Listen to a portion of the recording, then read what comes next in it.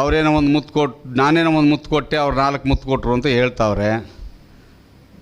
ಅದನ್ನೇ ನಾನು ಹೇಳ್ತಾ ಇರ್ತಕ್ಕಂಥದ್ದು. ರಾಜಕಾರಣ ಎಲ್ಲಿಗೋಗಿದೆ, ಸರ್ಕಾರ ಏನು ಮಾಡ್ತಾಯಿದೆ, ಒಬ್ಬ ಸಚಿವನಿಗೆ ಕಪಾಳ ಮೋಕ್ಷ ಆಯಿತು ಅಂದರೆ ಇದುವರೆಗೆ ಒಂದು ಸುಮೋಟೋ ಕೇಸ್ ಬುಕ್ ಆಗಿಲ್ಲ, ತನಿಖೆ ನಡೆದಿಲ್ಲ. ಏನಾಯಿತು ಅಂದರೆ ಸಚಿವನಿಗೆ ರಕ್ಷಣೆ ಇಲ್ಲ. ಅವ್ರು ಹೇಳ್ಕೋಬೋದು 1000 ಕಂಟ್ರೋಲಿಂಗ್ ಡ್ಯಾಮೇಜ್ ಕಂಟ್ರೋಲಿಂಗ್ ಮಾಡ್ಕೊಳ್ಳೋಕ್ಕೆ ಮತ್ತೊಂದು ಹೇಳ್ಬೋದು ಅವರು. ಆದರೆ ಅಲ್ಲಿ 100 ಕಣ್ಗಳು ನೋಡಿದ್ದಾವೆ. ಆ ಟೈಮಲ್ಲಿ ಮಾತ್ರ ಯಾಕೆ CCTV ಡಿಲೀಟ್ ಆಗಿದೆ ಅಂತಕ್ಕಂಥ ತನಿಖೆ ಮಾಡಬೇಕಾಗ್ತದೆ. ಎಷ್ಟೋ ಮೊಬೈಲ್ಗಳು ಹೊಡೆದಾಕಿದ್ದಾರೆ.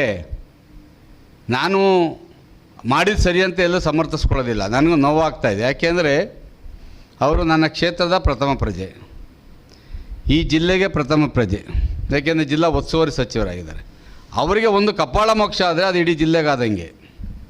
ಅವರಿಗೆ ಒಂದು ಕಪಾಳ ಮೋಕ್ಷ ಆದರೆ ಅದು ನನ್ನ ತಾಲೂಕಿನ ಕ್ಷೇತ್ರದ ಅವರ ನಂಬಿ ಕೊಟ್ಟಿರ್ತಕ್ಕಂಥ ಮತದಾರರಿಗೆ ಆದಂಗೆ, ಅದು ನನಗೂ ಆದಂಗೆ. ನಾವೇ ಅದು ಅವ್ರು ಅರ್ಥ ಮಾಡ್ಕೋಬೇಕಾಗಿದೆ. ಯಾರಾದರೂ ಕಪಾಳ ಮೋಕ್ಷ ನಾವು ಮಾಡ್ತಾಯಿದ್ರೆ ನನಗೂ ಒಂದು ದಿವಸ ಮಾಡ್ತಾರೆ ಅಂತಕ್ಕಂಥದ್ದನ್ನು ಅವ್ರು ಅರ್ಥ ಮಾಡ್ಕೋಬೇಕಾಗ್ತದೆ. ಹಿಂದೆ ಹಲವಾರು ಘಟನೆಗಳು ಇವರೇ ಮಾಡಿದ್ದಾರೆ, ಅದು ಈಚೆ ಬಂದಿಲ್ಲ. ಈಗ ಯಾರೋ ಒಬ್ಬರು ಹಿಂತಿರುಗಿ ಮಾಡಿದಾರಲ್ಲ, ಅದು ಬಂದಿದೆ. ಪಾಪ ಅವ್ರೇನೀಗ ಅದು ನಮ್ಮ ಖಾಸಗಿ ಕ್ಷಣಗಳು ಅಂತಾರೆ. ಅವ್ರೇನೇನು ಮಾಡಿಕೊಂಡ್ರು ಅದು ನಾನು ಕಣ್ಣಿಂದ ನೋಡಿಲ್ಲ. ಸೊ ನಾನು ಅದಕ್ಕೆ ನೀವು ಕೇಳಿದ್ದಕ್ಕೆ ನಾನು ರಿಯಾಕ್ಟ್ ಮಾಡ್ತಾಯಿದ್ದೀನಿ, ಇಲ್ಲ ನಾನು ರಿಯಾಕ್ಟೇ ಮಾಡೋಕ್ಕೆ ಹೋಗ್ತಾಯಿಲ್ಲ ಅಂಥ ವಿಷಯಗಳಿಗೆ. ಅದು ವರ್ಗಾವಣೆ ದಂಧೆ ವಿಷಯನೋ ಯಾವುದೋ MLC ಚುನಾವಣೆ ವಿಷಯನೋ ನನಗೆ ಗೊತ್ತಿಲ್ಲ. ಅದನ್ನು ಕಾಂಗ್ರೆಸ್ ಪಕ್ಷದ ನಾಯಕರುಗಳು ಮಾತಾಡ್ತಾರೆ ಹೊರತು ನಾವ್ಯಾರೂ ಇರಲಿಲ್ಲ. ಅಲ್ಲಿ ನಮ್ಮ ಪಕ್ಷದ ನಾಯಕರುಗಳು ಹೋದಂಥ ಸಂದರ್ಭದಲ್ಲಿ ವಿಷಯ ಗೊತ್ತಾಗಿದೆ, ನಾವು ಕಣ್ಣಿಂದ ಏನು ನೋಡಿಲ್ಲ.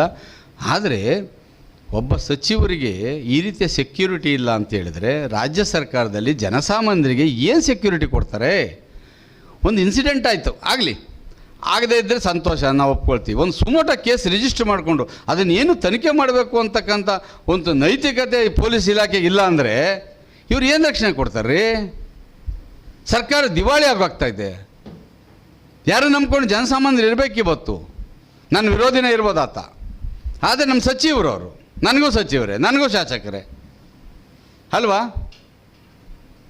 ಇದು ಸ್ಪಷ್ಟವಾಗಿ ಹೇಳ್ತೀವಿ, ಇದು ಆಗಬಾರ್ದು. ನಾವು ರಾಜಕಾರಣಿಗಳು ಮೈಕ್ ಮುಂದೆ ನಿಂತ್ಕೊಂಡು ಮಾತಾಡ್ಕೊಳ್ಳೋದು, ಟೀಕೆ ಟಿಪ್ಪಣಿಗಳದು ಸರ್ವೇ ಸಾಮಾನ್ಯ ಆಗಿರ್ತದೆ. ಅದಕ್ಕೆ ಎಲ್ಲೋ ಒಂದು ಕಡೆ ಪದಪುಂಜದಿಂದ ಆಚೆ ಹೋಗಿ ಶಬ್ದಗಳನ್ನ ಉಪಯೋಗಿಸಿರ್ತೀವಿ. ಅದಕ್ಕೇನೋ ಒಂದು ಪರಿಹಾರ. ಆದರೆ ಅಲ್ಲೇ ಅಂತಕ್ಕಂಥದ್ದೇ ನಡೆದರೆ ಸರ್ಕಾರ ಏನು ಮಾಡ್ತಾಯಿದೆ? ಯಾವ ಕಾರಣಕ್ಕಾಯ್ತು? ಪಾಪ ಏನೇ ಅಧಿಕಾರದಲ್ಲಿದ್ದಾರೆ, ಎಲ್ಲ ಕೇಸ್ಗಳು ಮುಚ್ಚಾಕೋಬೋದು. ಅದೇನು ನಮಗೇನು ಬೇಜಾರಿಲ್ಲ, ಮುಚ್ಚಾಕೊಳ್ಳಿ. ಮೇಲೊಬ್ಬ ನೋಡ್ತಾ ಇರ್ತಾನೆ, ಎಲ್ಲ ಕೊಡ ತುಂಬಿದ ಮೇಲೆ ಆಚೆ ಬರ್ತದೆ. ಅದು ನೀವು ಕೇಳಿದ್ರಿ ಅಂತ ನಾನು ಹೇಳ್ತಾ ಇದ್ದೀನಿ. ಧನ್ಯವಾದಗಳು. ನಮ್ಮ ಅಂದಾನಿಯವರು ಮಾತಾಡ್ತಾರೆ. ಇದು ರೈಟ್ ನ್ಯೂಸ್.